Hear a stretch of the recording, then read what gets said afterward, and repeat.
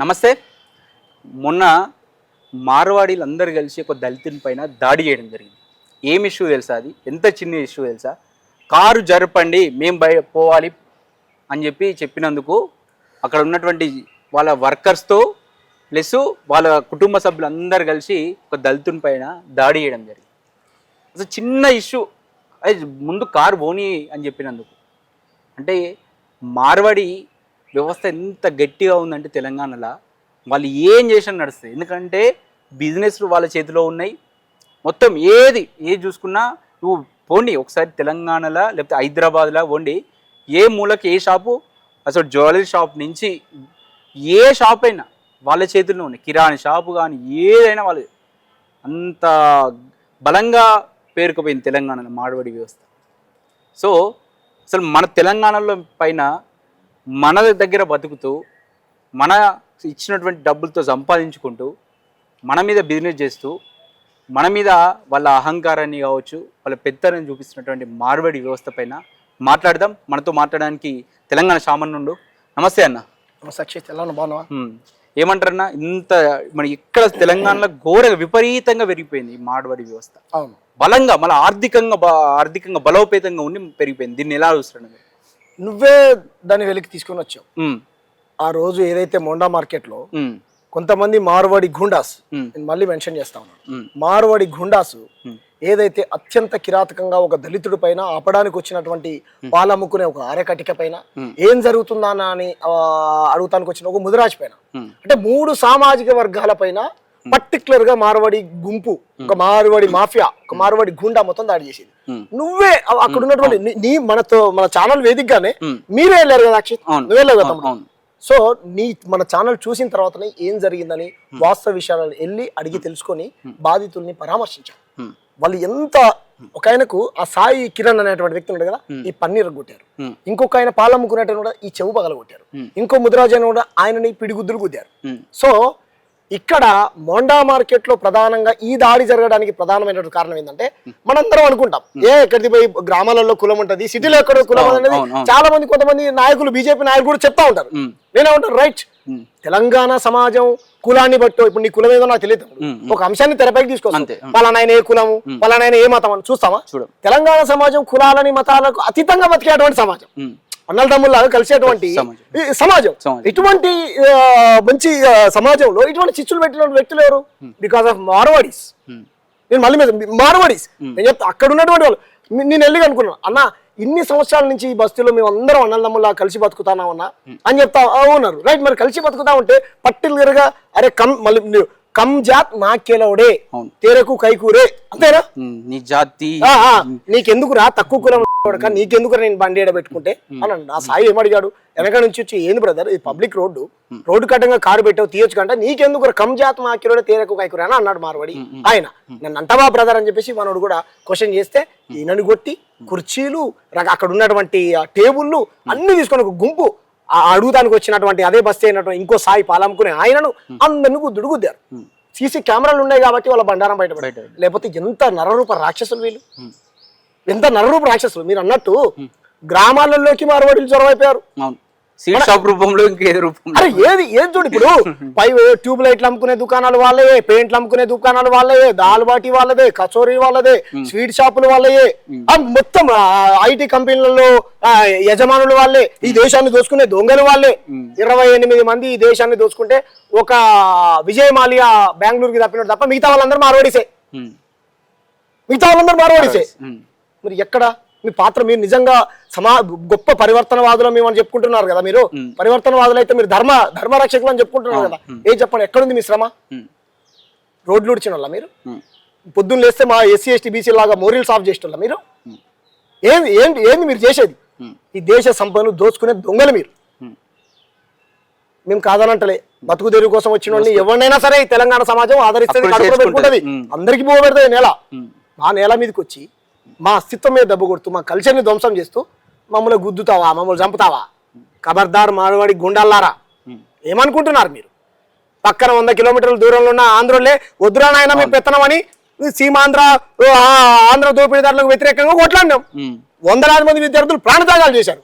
ఎక్కడి నుంచో 2000, 3000, 4000 కిలోమీటర్ నుంచి గుజరాతీ మార్వాడి రాజస్థాన్లో వస్తే మేము ఎందుకు అక్కున పెట్టుకున్నాం? మాకు కావాల్సింది మనుషుల యొక్క కులమనో మతమనో కాదు, మా మీద ఆధిపత్యం చెలాయిస్తుంటే ఎవరు ఊకోం.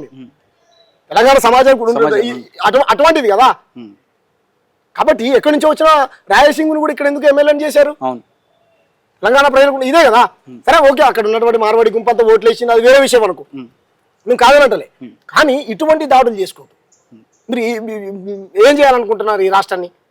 ఇక్కడ కుల పంచాయతీలు పెట్టేది మీరు, మత పంచాయతీలు పెట్టేది మీరు. ఈ 50 ఏళ్ల కాలంలో తెలంగాణలో ఎక్కడ మత పంచాయతీ లేదు. దొరలకు భూస్వాములకు వ్యతిరేకంగా కొట్లాడినటువంటి సమాజం సమాజం. ఈ మధ్య కాలంలో పొద్దున్న వేసే కుల పంచాయతీలు, మత పంచాయతీలు, మసీదు, చర్చి, మందిరు, వీటి మీద ప్రజా సమస్యలు. కొన్ని రాజకీయ పార్టీలు ఇటువంటి వ్యక్తులను ఉసిగొలపడం వల్ల ఎవరున్నారని మీ మీ వెనకాల ఈ దాడి చేశారు మీరు? అంతే కదా, మరి అంతే కదా. ఎవరున్నారని చేశారు చెప్పండి? ఒక్క నాయకుడు ఖండించాడా? ఓకే రైట్, అక్కడ ఉన్నటువంటి నాయకులు పద్మరావణ అంటే చాలా మంచివాడు, మంచి పేరు ఉన్నది. వాళ్ళ అబ్బాయికి పద్మరావణకు ప్రపంచవ్యాప్తంగా పద్మరావణకు అభిమానులు ఉన్నారు. తెలంగాణ ఉద్యమకారుడు, అన్ని వర్గాలని ఎటువంటి వివక్షత లేకుండా హక్కును పెట్టుకుంటారని ఇది ఉన్నది. పద్మరావణ ఓకే, ఇరు వర్గాలని మాట్లాడి కూర్చోబెట్టి సామరాజ్యంగా సమస్యను పరిష్కరిస్తానంట, సంతోషం. కానీ ఒక బీజేపీ నాయకుడు ఖండించాలి కదా. మళ్ళీ హైలైట్ అయితే బీజేపీ నాయకులకు సంబంధించినటువంటి యువమోర్చాకు సంబంధించిన వాళ్ళ రిలేటివ్ వాళ్ళు ఎవరైనా కానీ అక్కడ క్లియర్ గా కులం పేరుతోని దూషించాడు. కేసు కూడా అయింది కదా, అట్రాసిటీ కేసు అయింది, మీకు చూపించారు కదా, మీరు కూడా చూశారు కదా. అట్రాసిటీ కేసు అయింది, వాళ్ళంతా సాయిని పన్నీరు కొట్టారు, ఇంకొన్ని చెవులు పగలు కొట్టారు. పోలీసు వాళ్ళు అరెస్ట్ చేయించారని అంటే ఇంకా 6 7 ఉన్నారంట దాంట్లో, ఇంతవరకు అరెస్ట్ చేయలే. ఎందుకనంటే ఆ జడ్జిమెంట్ లేదు, నేను అంటున్నా ఆ జడ్జిమెంట్ ప్రకారం, ఈ జడ్జిమెంట్ ప్రకారం అని అంటాను. రైట్, మాకు డిపార్ట్మెంట్ పట్ల అన్ని కేసుల్లో అరెస్ట్ చేస్తారంటే, అంటే ఎస్సీ ఎస్టీ కేసుల్లో హత్యకు గురైతేనే నిందితులను అరెస్ట్ చేస్తా ఉన్నారు, దాడులు చేస్తే అరెస్ట్ చేయట్లే. స్టేషన్ బెల్ ఇచ్చి 41 CRPC ఇచ్చి పంపిస్తా ఉన్నారు. ఇంకెందుకు, నేను కూడా పోయి కొడతాను, నాకు కూడా 41 CRPC. నేరస్తుని నువ్వు కాపాడే ప్రయత్నం చేయకండి. నేరం చేశాడా లేదా? బహిరంగ ప్రదేశంలో కులం పేరుతో దూషించి కొట్టాడా లేదా? రైట్, ఈయన కూడా వాళ్ళు కూడా కొట్టారు కదండి, ఇరు వర్గాలు దాడి చేసుకున్నట్టు. నువ్వు నన్ను కొట్టడానికి వచ్చినప్పుడు నేను కొట్టను అక్షయ్ అంటే డిఫెన్స్ చేసుకుంటా కంపల్సరీ, అంతే కదా. నువ్వు నన్ను కొట్టడానికి వచ్చినప్పుడు నేను తోసే ప్రయత్నం నేను చేయనా? అదే చట్టాలే చెప్తున్నాయి కదా. నువ్వు దళిత సమాజం మీద దాడి చేసినటువంటి వ్యక్తుల్ని కాపాడేటువంటి ప్రయత్నం ఎందుకు చేస్తా ఉన్నారు? ఒక బీసీ మీద దాడి చేశారు కదా, ఒక ముదిరాజు మీద దాడి చేశారు కదా, ఒక ఆరకటిక పైన దాడి చేశారు కదా, ఒక దళితుడి పైన దాడి చేశారు కదా. మీకు అహంకారం, మీకు డబ్బులు, కార్లు, బంగ్లాలు, బిల్డింగ్లు ఉంటే మనిషి మీ ఇంట్లో పెట్టుకోండి పోయి. రోడ్ అనేది పబ్లిక్ ప్రాపర్టీ, మేము వెళ్ళి చూసాం అన్న, మాకు పిల్లలు ఉన్నారన్న, ఈ రకంగా మమ్మల్ని కొట్టారు, ఏంది మా పరిస్థితి అంటా ఉన్నారు. పరిస్థితి జరగకూడదు ఏదైనా జరిగింది అనుకో, మీరు కొట్టే క్రమంలో తలగరాని చోట ఎక్కడైనా తగిలి ప్రాణాలు పోయినాయి అనుకో, ఎవడు బాధ్యత? ఎంత పెద్ద ఇదే ఏది? కాబట్టి ఈ అహంకారం, మార్వాడీలకు మీకు డబ్బులు ఉన్నాయని, లేకపోతే మీ వెనకాల కొన్ని రాజకీయ శక్తులు ఉన్నాయని ఈ అహంకారాన్ని తగ్గించుకుంటే మంచిది. కాబట్టి ఇదే కాకుండా వీళ్ళు గ్రామాలలో కూడా అందరు ఉపాధిని ధ్వంసం చేశారు, కల్చర్ని ధ్వంసం చేశారు, పనులు లేకుండా చేశారు. ఇన్ని కంపెనీలు పెట్టుకున్నారు కదా, నేను ఇంతకుముందు చెప్పా, హల్దీరాము, దాదూసు, బింగోలేసు, ఇంకా రకరకాల వీళ్ళ మిఠాయి కంపెనీలు ఉన్నాయి. ఒక్కరైనా స్థానికస్తులు, ఉద్యోగస్తులు ఉన్నారేమో అడుగు, మీ కెమెరా తీసుకొని పోయి అడగండి. హైదరాబాద్లో ఉన్నటువంటి పెద్ద పెద్ద బడా అగర్వాల్స్, గిగర్వాల్స్, ఏమంటారు మాన్యవర్ అనేటువంటి షాపింగ్ మాల్స్ రకరకాలు ఉన్నాయి కదా. వీళ్ళ దాంట్లో పనిచేసేవాళ్ళు ఎవరు అడగండి, ఒక్కడు లేడు. పనిచేసేవాడు ఎక్కడ ఉంటాడు తెలుసా? మన తెలంగాణ వాడు బాత్రూమ్లు కడిగే దగ్గర ఎస్సీ ఎస్టీలు ఉంటారు. ఎందుకన్నా ఇక్కడ తెలంగాణలోనే బలంగా పాతుకుపోవడానికి కారణం ఏంటంటారు? అంటే ఒక్కటే బ్రదర్, సౌత్ ఇండియాలో ఎంత దోడినా వచ్చేటువంటి సంపద ఉంటుంది. ఇక సౌత్ ఇండియా మీద గుజరాత్ తోడి కన్ను పడ్డది అని ఎప్పటి నుంచో నేను చెప్పడం కాదు, మేధావులు ఎప్పటి నుంచో చెప్తా ఉన్నాను. రాజస్థానీ, గుజరాతీ, మార్వాడీల కన్ను సౌత్ ఇండియా మీద పడ్డది. మీరు వాళ్ళు మీకు నిజంగా అంత అవును బ్రదర్, వ్యాపారం చేసుకుంటారు కదా, చేసుకుని మీకు చేతన అయితే మీరు కూడా చేసుకోవచ్చు కదా, వాళ్ళ మీద ఎందుకు పడేస్తున్నారు అని అటువంటి వాదులు కూడా ఉన్నారు. రైట్ బ్రదర్, మేము కూడా చేసుకోవద్దని అంటలే. రాజస్థాన్ లో చేసుకోకుండా ఇటు దాకా ఎందుకు వచ్చినావు? అదే నీకు అర్థమైందా? రాజస్థాన్ లో చేసుకోకుండా ఇటు దాకా వచ్చినావు అంటే బికాస్ ఆఫ్ ఇక్కడ సంపద ఉందనే కదా. నీకు అర్థమైందా?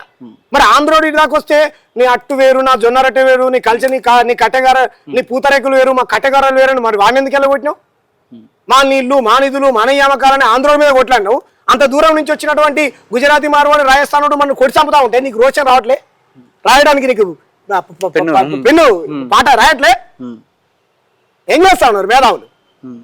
మాట్లాడారు 100% మాట్లాడారు. అరే మమ్మల్ని రెచ్చగొట్టిరు తెలంగాణ ఉద్యమంలో, ఏదో జరిగిపోతే ఏదో జరిగిపోయింది, నా పేరే తెలంగాణ శ్యామ్.